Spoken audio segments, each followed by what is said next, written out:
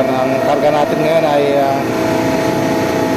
Solifron 507 404A. So yun yung kinakarga natin ngayon.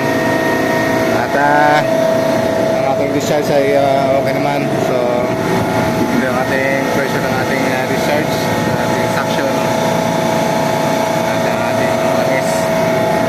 At ito naman yung injection natin sa sektas ng ating liquid line.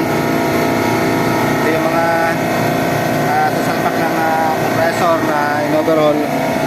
So dinadahan-dahan lang natin, dinadagdagan ng karga para hindi siya mabigla. So almost mga mag-isang linggo na itong tumatakbo. So dahan-dahan lang yung natin karga.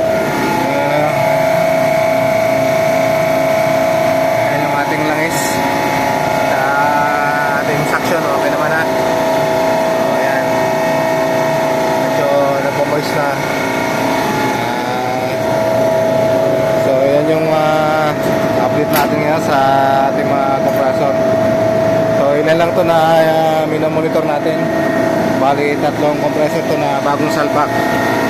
At yung isang compressor ay tayo mismo yung ito mismo sa loob natin in overhaul kasama yung ating timbaklasan. So minomonitor din natin para makita natin kung ano yung performance ng ating compressor.